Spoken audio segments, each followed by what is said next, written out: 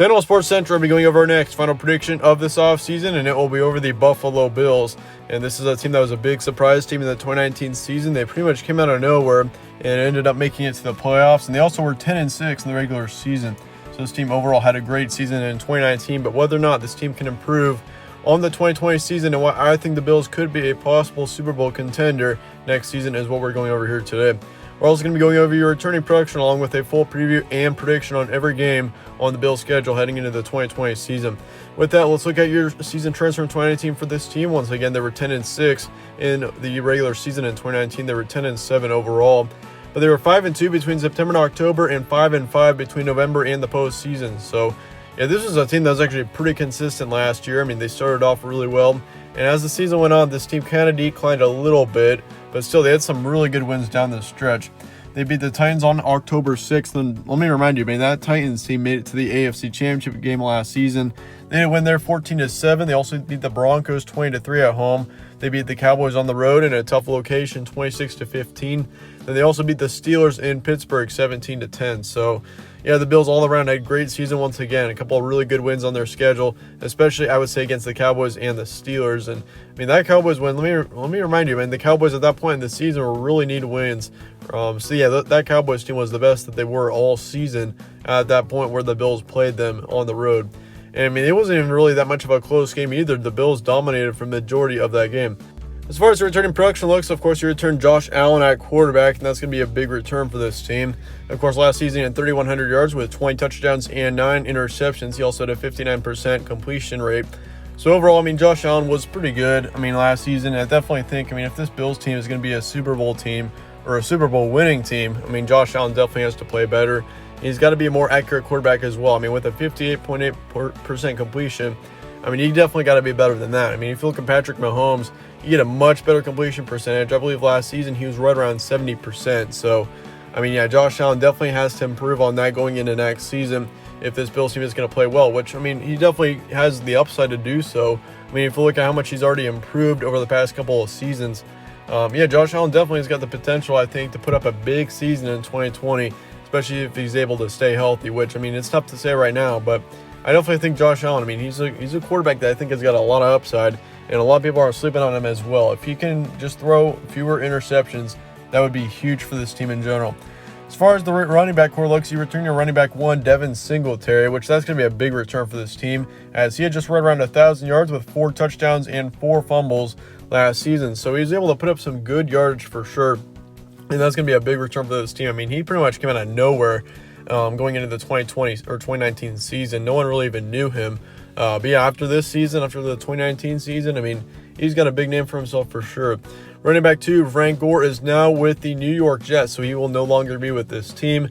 Of course, he had 700 yards last season with 2 touchdowns, which, in my opinion, I mean, that was very impressive by Frank Gore. I mean, looking at his age, he's 36 years old. I think he's the oldest running back in the league. I mean, correct me if I'm wrong, but he's very old for concerning how well he's playing right now, which good for him to be able to be putting up 700 yards still at 36 years old. But yeah, it's just tough to say right now as to whether or not he's going to be able to play well. But the good thing is for the Bills is that they're going to be able to move on to just Josh Allen and Devin Singletary.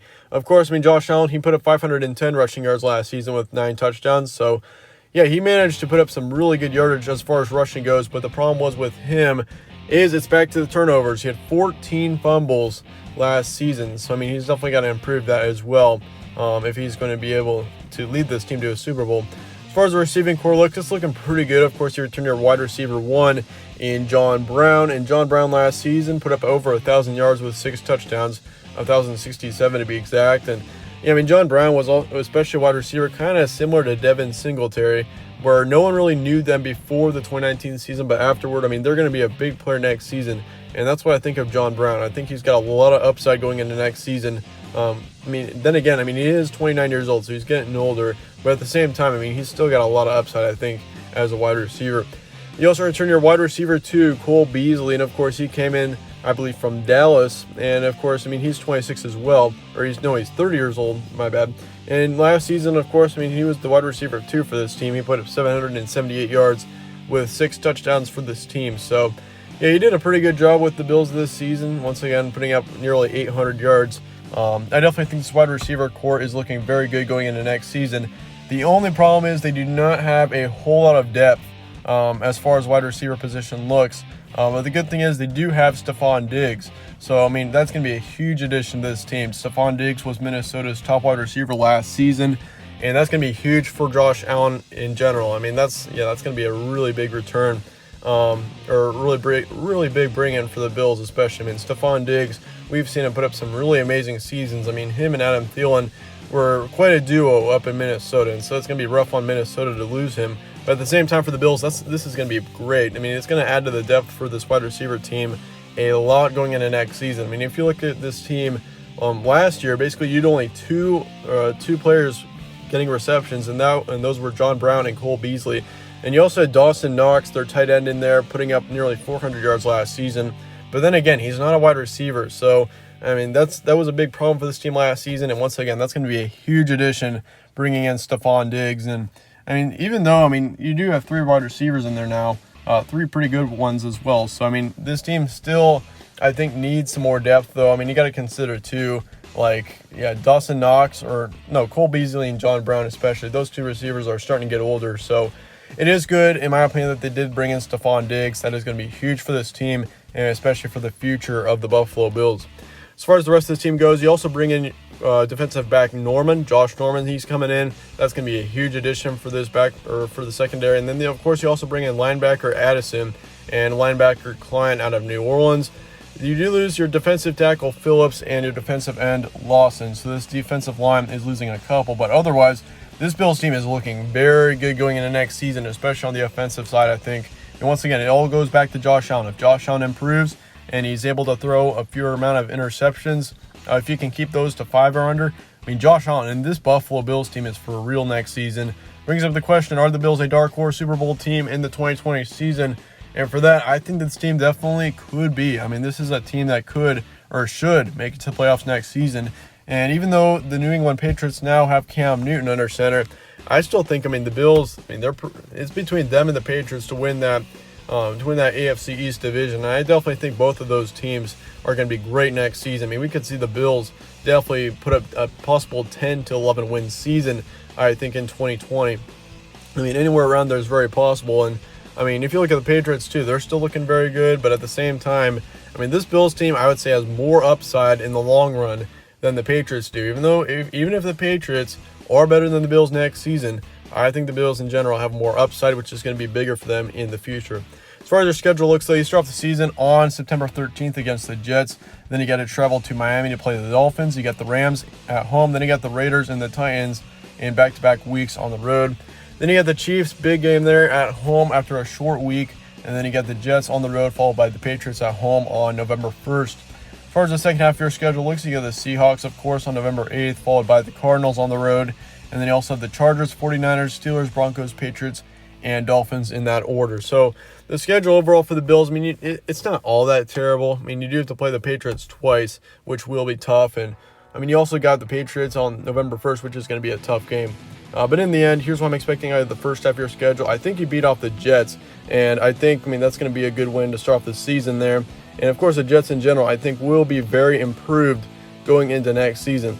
I also think you get a loss against the Dolphins, and that one may confuse you at first. But the Dolphins, let me remind you, that team's bringing in a lot of great free agents, and they had a great draft class coming in, or they do have a great draft class coming in. And so that Dolphins game is going to be tough, I think, and especially with it being on the road. I think the Dolphins get a big win there in week number 2. The Rams, though, I do think the Bills beat them at home. And then I think you lose to the Raiders on the road in Las Vegas. And that one was tough to pick. The Raiders next season, I just think, for the Raiders, I believe that's going to be their first or second home game. And they're going to be pretty fired up, I think. And I think in general, the Raiders are a possible team to put up some big wins next season. They're going to improve a lot, I think, as well. But then you got the Titans on the road. I think you take a loss there as well. And I know for the Chiefs as well, without having them at home. I know most Bills fans are going to want to win that Chiefs game, but I just think it doesn't happen. I think it stays close, but I think the Chiefs in general do end up getting the win in the end there. As far as October 25th, you got the Jets on the road, and that's going to be a close one as well. I think that the Bills do end up beating the Jets, but still it's going to be very close. And I think in general, I mean, the Bills, this is a team that once again has got a lot of upside. I think that helps them a ton against the Jets. And I also think you get a big win over the Patriots. Of course, it's been a while. Actually, I think the Bills did beat the Patriots once last season. Correct me if I'm wrong. But that's going to be a big win there for the Bills to be able to beat the Patriots at home on November 1st. That's going to be a big game in that AFC East division as well. And so I think the Bills get the win over the Patriots once again, 11 in that November 1st game. So that's going to be a big win there. So you go into the second half of your schedule with a 4-4 record, really not all that terrible. But I think in that second half of your schedule, you do end up having a much better season. I think you beat off the Seahawks at home on November 8th, so you get 2 big wins in a row. However, I think, after 2 really tough games against the Patriots and the Seahawks, I think you drop one on the road against the Cardinals on November 15th. That one was tough to pick, but I think the Cardinals will improve next season. And having them on the road after a couple of tough games, I just think that's kind of a recipe for a loss there for the Bills. I do think you beat the Chargers, though, on November 29th after a bye week, and then I think you lose to the Niners on the road on December 7th. That will be a close game, though. But I do think that you do beat the Steelers on the next week. And then I think you take a loss to the Denver Broncos on December 20th. However, that will be a close game. Can't forget about that. But in the end, I do believe you win your last 2 games over the Patriots and the Dolphins. So I think the Bills next season will have a clean sweep over the Patriots. I think it's been a very long time since that happened. And I think in general, the Patriots are definitely going to be in trouble, I think, for the AFC East. The only way now for the Patriots to win it is they'd have to go 10-6, which, it's definitely possible. But at the same time, it's tough to say right now with the talent that's on that team. And having a big switch up there with Cam Newton could make a big difference. But in the end, I think the Bills next season go 9-7, which overall is not all that bad at all. I think next season this is a team that definitely should make it onto the playoffs. And it wouldn't surprise me, now that they've got some playoff experience in there, this team definitely could make a run in the playoffs next season. And this could be a team kind of like the Jacksonville Jaguars of 2017. I think that was the season that they put up a major season in, and they went all the way to the AFC Championship. I think that easily could be the Bills next season, no doubt. This is a team that's got a lot of potential to do that. As far as your prediction stats go, you're going to go 7-1 at home, and then you're going to go 2-6 on the road. So, at home, you're definitely going to be a great team, I think. And, most of your games that you're going to lose will be on the road next season. You're going to be 5-1 in the AFC East. The only loss that you'll take in your division next season will be to the Dolphins. And I think you go 7-5 in the AFC Conference. So, once again, let me know your thoughts in the comments below on this prediction. If you enjoyed it, be sure to slap a like on it and subscribe as well. Really helps out the channel. I'd really appreciate that. But as always, thanks again for watching. Let me know your thoughts in the comments below. Stay tuned for more from All Sports Central, and I'll see you all later.